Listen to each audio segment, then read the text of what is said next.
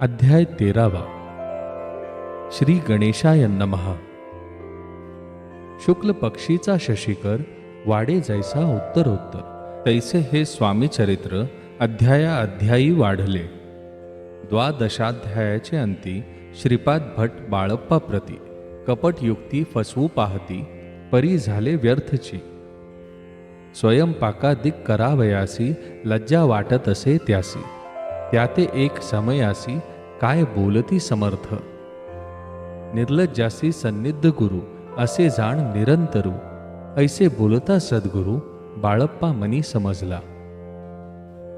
सेवेकऱ्यान माझी वरिष्ठ सुंदराबाई होती तेथे, तिने सेवेकऱ्यांस नित्य त्रास द्यावा व्यर्थची. नाना प्रकार बोलून करी सर्वांचा अपमान, परी बाळप्पावरी पूर्ण विश्वास होता तियेचा. परी कोणे एके दिवशी मध्यरात्रीच्या समयासी लघुशंका लागता स्वामींसी बाळप्पा ते उठविले.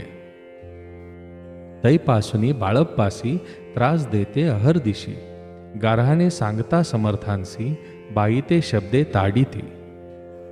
अक्कलकोटी श्री समर्थ प्रथमत्थ ज्याचे घरी येत, तो चोळप्पा विख्यात स्वामी भक्त जाहला. एक तप पर्यंत स्वामी सेवा तो करीत, त्यासी द्रव्याशा बहुत असे सांप्रत लागली.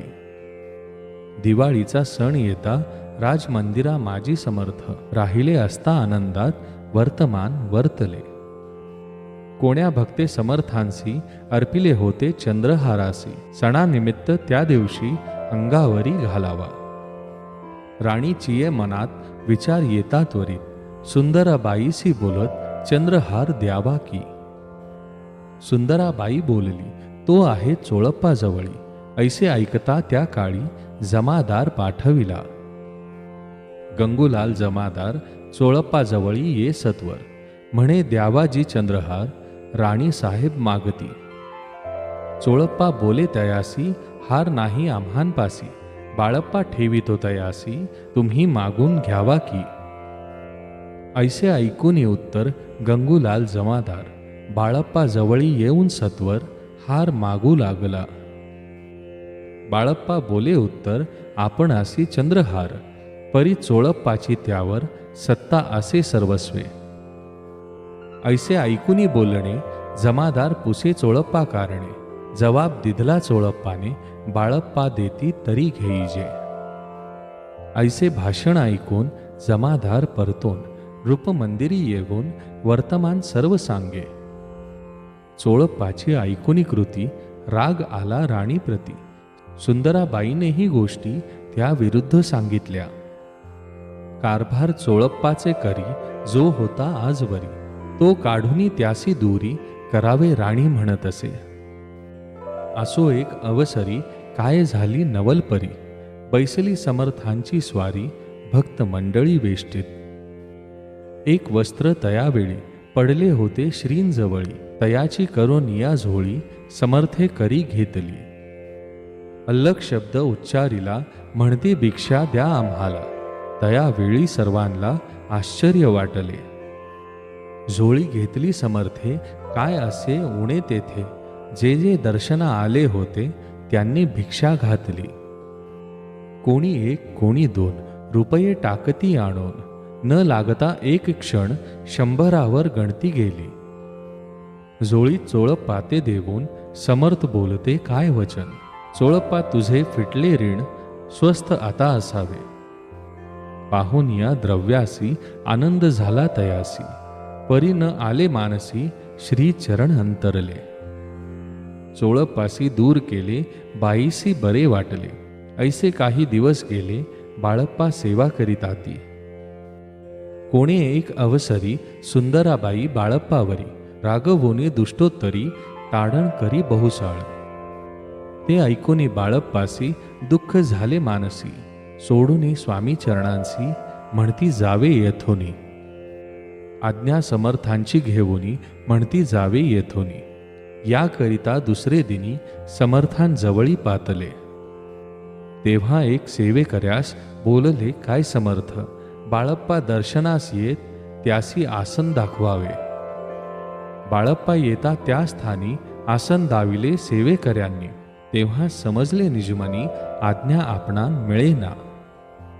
कोठे मांडावे आसन विचार पडला त्यान लागून. तो त्याच रात्री स्वप्न बाळप्पाने देखिले. श्री मारुतीचे मंदिर स्वप्नी आले सुंदर. तेथे जाऊनी सत्वर आसन त्यांनी मांडले. श्री स्वामी समर्थ या मंत्राचा जप करीत एक वेळ दर्शना येत हिशेब ठेवीत जपाचा. काढूनी दिले बाळप्पासी आनंद झाला बाईसी.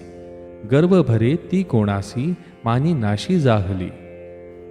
सुंदराबाईसी करावे दूर समर्थांचा झाला विचार. त्याप्रमाणे चमत्कार करो निया दाविती. परी राणीची प्रीती बाईवरी बहु होती. या कारणे कोणाप्रती धैर्य काही होईना. अक्कलकोटी त्या अवसरी माधवराव बर्वे कारभारी. त्यांसी हुकूम झाला सत्वरी बाईसी दूर करावे.